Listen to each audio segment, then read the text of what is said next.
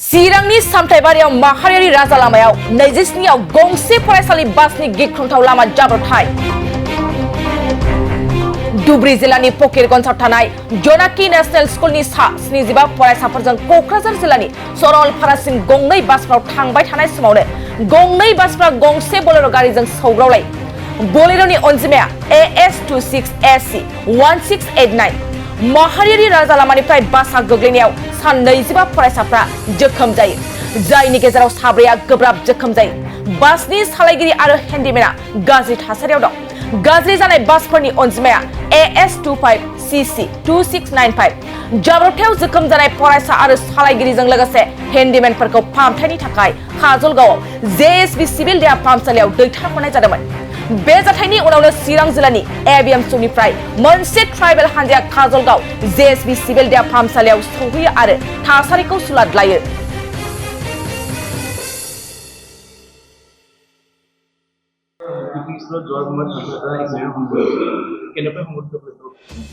এইটো মানে কি আমি শিক্ষামূলক ভ্ৰমণ হিচাপে আমি জোনাকী জাতীয় বিদ্যালয় আমাৰ বিদ্যালয়খনৰ নাম।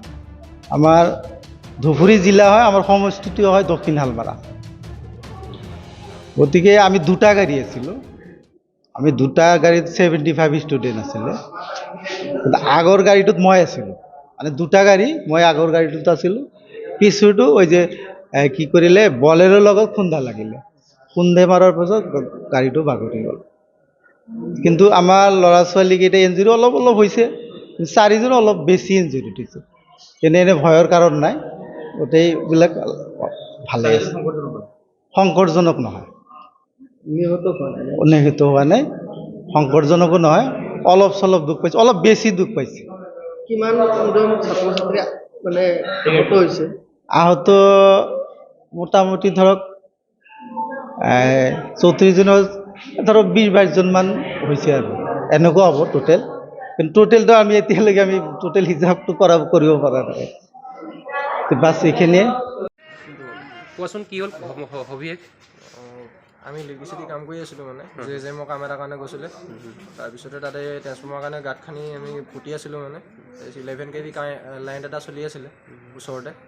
তাৰপিছতে প'ষ্টটো পোতা অৱস্থাতে মানে গুচি গ'ল, প'ষ্টটো গুচি গ'ল, গৈ 11 kVটো লাগিলে।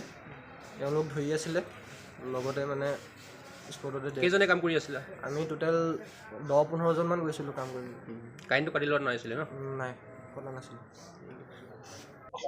হয় চাওক, আজি যিটো ঘটনা সংঘটিত হ'লে আমাৰ চিৰাং জিলাৰ চান্থাইবাৰী বুলি জেগাখন এখন ঠাই আছে, সেই ঠাইখন পাৰ নহওঁতে এক আকস্মিকভাৱে এক পথ দুৰ্ঘটনাত তাত থকা যিসকল ছাত্ৰ ছাত্ৰী ইয়াত উপস্থিত আছিল, দুখন বাছ আছিল, তাৰে হতে এখন বাছত দুৰ্ঘটনাটো সংঘটিত হৈছে। আৰু বাছখন ইতিমধ্যে তেখেতসকলে কোৱা মতে প্ৰায় মানে 2টা নে 3টা পাল্টি মাৰিছে, এনেকুৱা এটা পৰ্যায় হৈছে। গতিকে ছাত্ৰ ছাত্ৰীখিনি যথেষ্টখিনি গুৰুত্বভাৱে আহত হৈছে। আৰু তেখেতসকলে ইতিমধ্যে কাজলগাঁও GSP হস্পিটেলত ততাতৈয়াকৈ গৰুভাষা ICৰ নেতৃত্বত প্ৰতিনিধি এটা টীমে তেখেতসকলক GSP হস্পিটেললৈ লৈ আহে। আৰু ততাতৈয়াকৈ আমি খবৰ পোৱা অনুযায়ী আমি আমাৰ এটা সজাতি দল আহি উপস্থিত হৈছোঁ, আৰু আহি ছাত্ৰ ছাত্ৰীসকলৰ যথেষ্টখিনি খা খবৰ লৈছোঁ। আৰু খবৰ লোৱাৰ অন্তত আমি দেখিবলৈ পাইছোঁ যে যথেষ্টখিনি ছাত্ৰ ছাত্ৰী মানে গুৰুতৰভাৱে আহত হৈ আছে। মেক্সিমাম আমি যিখিনি চাইছোঁ প্ৰায় ইনজিয়ৰ্ড, প্ৰায় 15ৰ পৰা 20জন ছাত্ৰ বেছি গুৰুতৰভাৱে আহত হৈ আছে। আৰু তেখেতসকলৰ স্বাস্থ্যৰ আমি ইতিমধ্যে বুজ লৈছোঁ।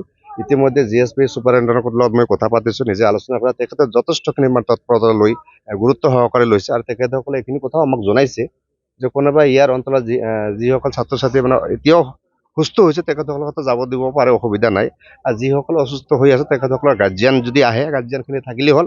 আৰু বাকী আমি ABMSৰ এটা সজাতি দল আহি তেখেতসকলৰ স্বাস্থ্যৰ বুজ লৈছোঁ, ডাক্তৰৰ লগত পৰামৰ্শ কৰিছোঁ। আৰু যিমানখিনি পাৰোঁ আমি আমাৰ ABMSৰ ফালৰ পৰা ছাত্ৰ ছাত্ৰীসকলৰ ক্ষেত্ৰত যথেষ্টখিনি আমি সহায় সহযোগিতা নিশ্চয় কৰিম। হয়, দেখা গৈছে আজি পৰিমল শুক্লবৈদ্যলৈ পৰিবহণ মন্ত্ৰী তেওঁ আজি পথ সুৰক্ষা এটা মানে শোভাযাত্ৰা ওলাইছিল, তাৰ প্ৰাক মুহূৰ্ততে আজি এই পথ দুৰ্ঘটনাটো সংঘটিত হৈছে। আপুনি কি ভাবে নেকি যে পৰিবহণ বিভাগ বিফল বুলি?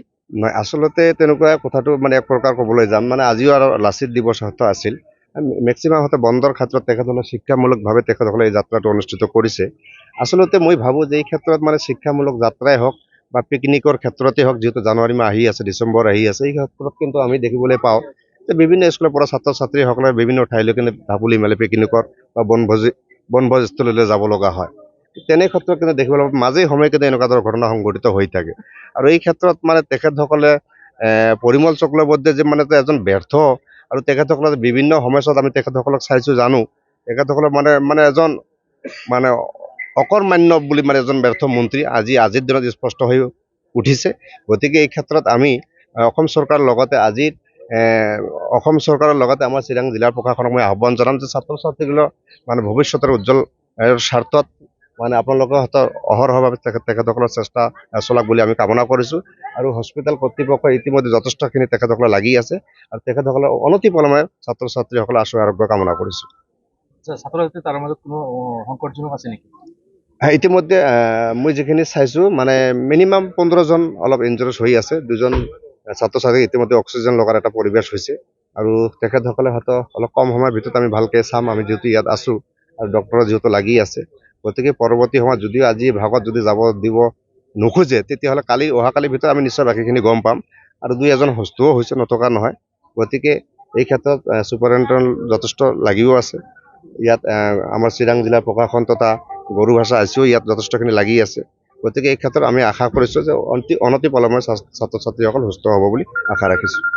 बाजाज कम्पानिनि बाइक सालायनो मोजां मोनग्राफोरनि थाखाय गोजोनथाव खौरां।